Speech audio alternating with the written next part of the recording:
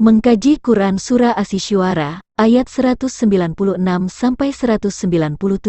Al-Quran itu disebut dalam kitab-kitab orang yang terdahulu dan para ulama Bani Israel mengetahuinya.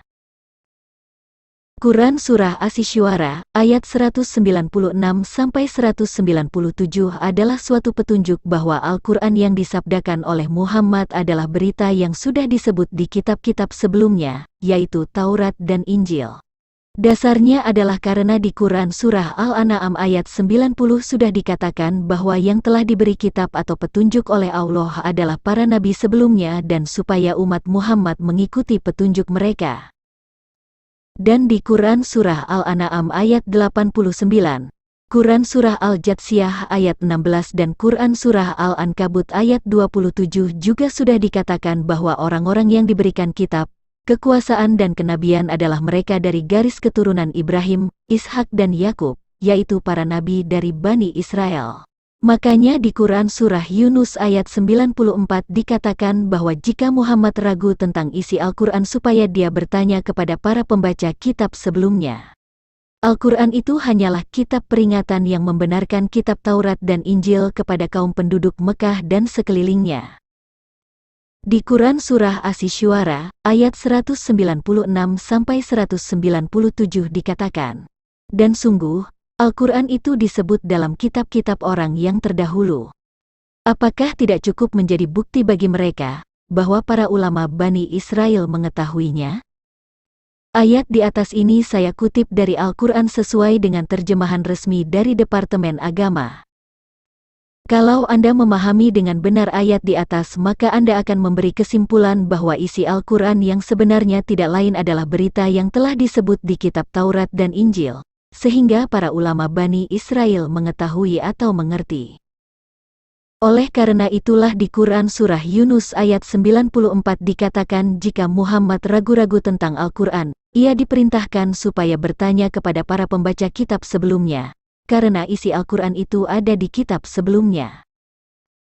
Lalu di Quran Surah Al-Ankabut ayat 47 dikatakan, adapun orang-orang yang telah kami berikan kitab Taurat dan Injil mereka beriman kepada Al-Quran, adalah karena isi Al-Quran itu berisi berita yang disebut di kitab Taurat dan Injil. Jika kemudian di dalam Al-Quran yang sekarang ada banyak ayat-ayat yang tidak disebut di kitab Taurat dan Injil bahkan kontradiksi, tentulah ayat-ayat itu berasal dari Muhammad yang lain alias ayat-ayat palsu. Ayat-ayat Al-Quran yang ada sekarang sudah banyak yang tidak disebut di kitab-kitab sebelumnya. Jika ayat-ayat ini berasal dari Muhammad, maka tidak mungkin dia diperintahkan bertanya kepada para pembaca kitab sebelumnya jika ia ragu, dan tidak mungkin juga para pembaca kitab sebelumnya akan beriman kepada ayat Al-Quran yang berbeda itu. Tuhannya saja sudah berbeda. Bagaimana mungkin para pembaca kitab sebelumnya beriman kepada Al-Quran? Satu hal yang perlu Anda ketahui bahwa, apakah masuk akal Muhammad mengajarkan supaya menyembah Tuhan negeri Mekah pemilik Ka'bah seperti yang disebut di Quran Surah An-Naml ayat 91, sedangkan Muhammad sendiri hijrah dari Mekah ke Madinah yang semakin jauh dari Ka'bah? Quran Surah An-Naml ayat 91 tergolong sebagai surat-surat Makkiyah, yang artinya ayat ini turun ketika Muhammad berada di Mekah. Isra Mi'raj pun yang disebut di Quran Surah Al-Isra ayat 1 terjadi ketika Muhammad masih di Mekah. Apakah masuk akal ketika Muhammad hijrah ke Madinah justru dia membangun masjid yang berkiblat ke Yerusalem, padahal dia sudah menerima perintah di Quran Surah An-Naml ayat 91 dan Quran Surah Quraisy ayat 3 supaya menyembah Tuhan negeri Mekah pemilik Ka'bah saja?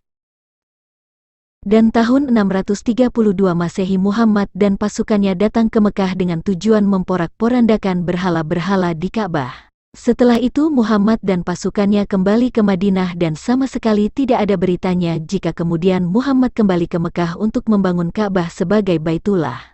Seandainya perintah menyembah Tuhan negeri Mekah benar diterima Muhammad, sebagai seorang rasulnya ia akan memimpin umat Islam memuliakan Tuhan negeri Mekah di Baitullah ini.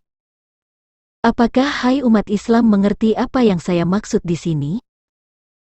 Jika kemudian agama Islam menjadikan Ka'bah sebagai Baitullah dan kiblat untuk menyembah Tuhan negeri Mekah, bukankah ajaran ini berasal dari kaum musyrik Mekah? Bagaimana logikanya Muhammad saja gagal berdakwah di Mekah karena ditolak oleh mereka sehingga ia hijrah ke Madinah, tetapi kemudian orang-orang Mekah mendadak mengaku sebagai pengikut Muhammad? Adalah tidak logis jika Muhammad sebagai Rasul dari Tuhan negeri Mekah dan Ka'bah sebagai Baitullah, tetapi Muhammad tinggal di kota lain yang berjarak sekitar 300 km dengan lama perjalanan butuh waktu sekitar 15 hari di kala itu. Ayat-ayat Al-Quran telah banyak berubah, bahkan ada yang bertentangan dengan kitab Taurat dan Injil. Tuhan pun diganti dari Tuhan Musa dan Harun menjadi Tuhan negeri Mekah pemilik Ka'bah. Lalu ajaran agama Islam didasarkan kepada kitab hadis, qiyas, ijma ulama dan fatwa ulama yang berasal dari manusia. Apakah agama Islam dapat disebut sebagai orang yang bertakwa kepada Allah?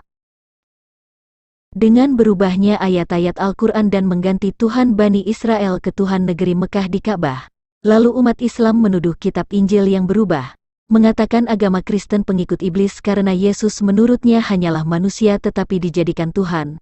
Lalu Anda membenci Kristen dan Yahudi karena dianggap sebagai orang-orang kafir. Bukankah agama yang Anda anut ini menjadi sumber dosa bagi Anda karena ajaran agama ini memprovokasi Anda untuk melakukan fitnah? Bukankah ibadah dan amal yang Anda lakukan selama ini akan menjadi sia-sia karena Anda tidak beriman kepada Tuhan seluruh alam yaitu Tuhan Musa dan Harun, tetapi berpaling kepada Tuhan negeri Mekah pemilik Ka'bah sesembahan leluhur Bani Quraisy? Oleh karena itu, apa yang dapat dibanggakan sebagai agama Islam yang beriman kepada Tuhan negeri Mekah pemilik Ka'bah? Bukankah pada akhirnya umat agama Islam akan menggenapi apa yang tertulis di Quran Surah Maryam ayat 71, dan sorga sebagai tempat memuaskan nafsu birahi bersama bidadari hanya khayalan atau mimpi saja?